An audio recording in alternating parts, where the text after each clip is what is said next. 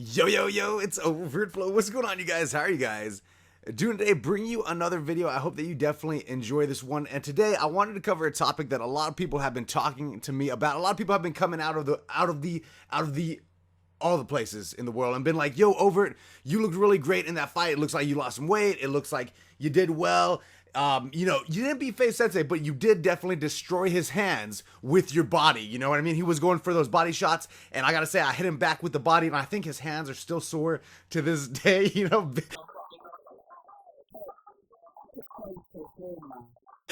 Major Os over there to FaZe Sensei. What a beast. But I wanted to cover something that a lot of people didn't know. A lot of people have kind of pointed it out, but if you don't know me, you might not be fully aware. I actually lost over 50 pounds to fight FaZe Sensei. So I was walking around at like 237, somewhere in that ballpark, and I actually weighed in at 185. I'll be honest with you guys, I weighed at 185 for a grand total of about 4 minutes when I did the weigh-ins, and then right after that, I think I was walking around 187, 188. Right now, at my current weight, I'm still 187, 188. How did you lose that weight for the fight? What did you do? What was your diet like? How did you get in there? And to me, that's a W in itself. For me to do that, my weight has always fluctuated my whole life, and I'll throw some pictures on screen. But basically, I was a chubby little kid. I always have been a little bit chubby, right? I've always been like a chubby athlete is kind of what I always describe myself as. If I'm not working out, I'll be like a skinny, fat type of vibe. If I do work out, I can actually put on a lot of muscle quick. And I have like pictures of me this is a picture, for example, of me when I was working out every single day. And I had no diet though. I had zero diet whatsoever. I was just lifting weights and working out all the time, right? So I was like, kind of like a powerlifter lifestyle. I did a lot of powerlifting, and I definitely, you could hear, I think I was like 250. You can definitely tell that I got a lot of muscle on me, but I'm also, a little bit hefty, right? A little bit thick boy right there. But right there's like no diet. I was literally having like In-N-Out and burgers every single day, some pizza, but I was just lifting weights. Last time I actually competed, I weighed 185 as well. I believe I actually was a little bit lighter than what I am now, and I was working out all the time in addition to just competing in jiu-jitsu and all that. So I actually looked pretty good here in this picture. I thought that I looked really good. And even though I weighed the same amount as my recent fight, I wasn't really able to put as much time in, because for this fight, in all honesty, I only had about 6 to 8 weeks of preparation time, because I wasn't fully sure if the fight was actually going to happen or not. I wasn't 100% positive. I didn't sign the contract until about 5 weeks out, and it was around that time that I was like, oh my God, this is really happening. Because to be on a fight card with Logan Paul and KSI is a huge thing. And I know that people had said that they wanted me there or whatever, but in the YouTube world, unless it's happening right now, unless it's happening this very second, you don't know if it's going to happen. There's so many plans that people have. There's so many things that I've been invited to, so many promises that were made that I'm not going to say they were broken, because I don't really believe in that. I just know that things pop up, things change. People have different obligations, whatever. But unless it's happening, it's hard to really take someone's word for it. Until I signed that contract, I wasn't really 100% positive that I was going to be competing on the Logan Paul versus KSI boxing event. I'm just going to kind of walk you guys through exactly what I did and my plan. But if you guys could, please drop a like on this video. Follow me on Insta and Twitter. Those are very important, and my Twitch and all that stuff. If you can follow me everywhere, all my social medias are at OVERTFLOW. I'm actually going to do a follow spree here soon. Follow a lot of you guys back. I already do that, if you can tell by like the fact that I follow like 3,000 people. That's because I follow people that support me. I don't got fans, I got family, and I like to give, I don't know, I feel like if you're supporting me, I want to, hit you back with that follow. Limited edition fight merch, still got a few days left. If you guys want to pick up some pieces of that, link will be in the description. If you want to win some signed fight shorts, go to themoneymatches.com, and you can do a bunch of other stuff there. Learn, bet, win. You can win a bunch of things. It's a pretty cool site. I'll link all that stuff down below. But most importantly, follow me on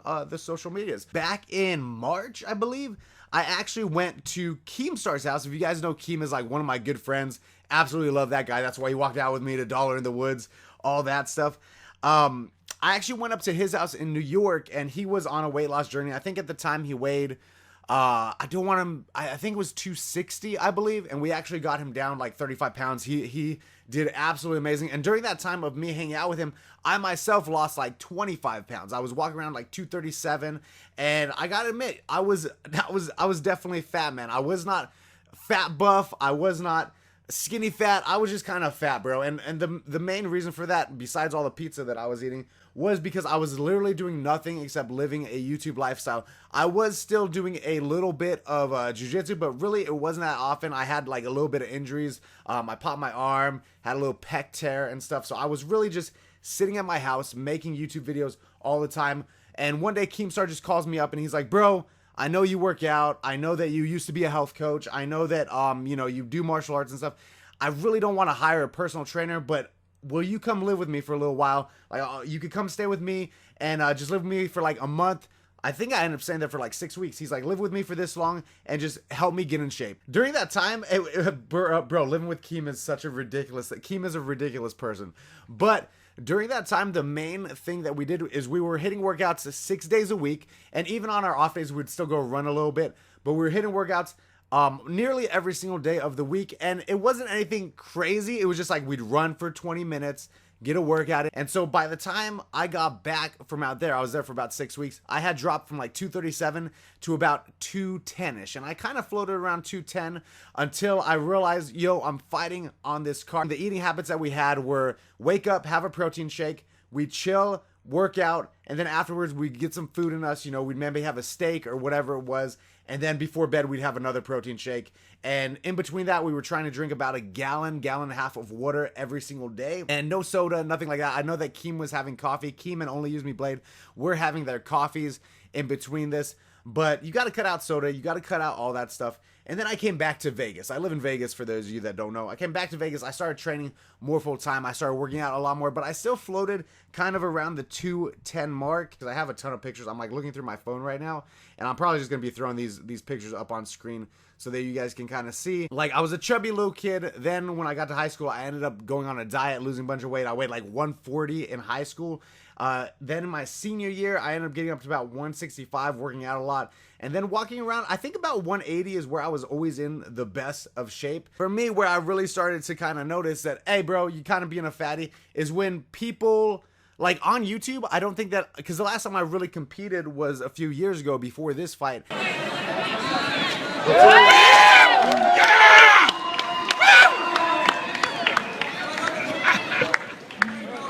Way to go, PJ. And so on YouTube, when I started doing it full time, like when my YouTube channel kind of took off and started being a full time thing, that was about 2.5, 3 years ago. So everybody kind of just saw me as like a chubby guy. I always got chubby cheeks even when I'm in shape, but people just thought that I was a chubby guy. And for me, that wasn't always, like, I've always been a little bit chubby, but I was always an athlete. And so one thing that's really cool about these YouTuber boxing matches is the fact that people, especially people like some of the other YouTubers who don't ever participate in combat sports or martial arts or anything, they have the opportunity to get themselves in phenomenal shape and then go out there and experience something that they never experienced. And this is a conversation that I had with like Scarce and Deji. They've never competed in combat sports or in a combat situation or in a one-on-one type of sports thing. And I told them, man, to even have the heart to get out there is such a win, and everybody is so proud of you, and it gives them an experience that they've never had before, right? So regardless of whether you're competing at Manchester Arena or you're competing at a local tournament in front of, 100 people, the feeling is still the same. The feeling of getting out there and competing against somebody else is such an amazing feeling. It's so cool that this boxing league, this YouTuber boxing league, has given so many people the opportunity, so many YouTubers that would probably have never experienced this otherwise. It's given them the opportunity to kind of get out there and fight like as a warrior, right? It's given them that opportunity to go out there like a samurai and see what it's like to compete against another human being. I know that that's something that me and Sensei have done in the past, and for us, I feel like to see the other guys, our peers, right, our other friends, or other people in the same industry, to see them be able to experience some of the feelings that come with that. I know that me and him were both very, very proud of some of the dudes I'm proud of every single person that competed. So I was floating around 210 pounds, and then once I signed the contract, I realized, like, oh man, like, I gotta get in shape. And I knew that I wasn't going to get in perfect shape. Really focus on just losing the weight and making the weight. It's a different thing when you lose the weight and then you're working on like building muscle and doing that. For me, at the time, I just had to focus on losing the weight. So about 6 weeks out, I started thinking, this was a reality. So 6 weeks out is about 2 months ago from this time. So it was only about 2 months ago when I really started being like, okay, I have to be serious with this. I definitely have to get this done. And this is kind of how my regimen went. I'd wake up, I'd probably have some water. I might have some G Fuel just to kind of get me going. Use code FLOW. Also, FaZe, hit me up. What's up? You know what I mean? Did I pass a recruitment challenge? I don't think anybody's ever had to fight another individual to join FaZe, but I did it.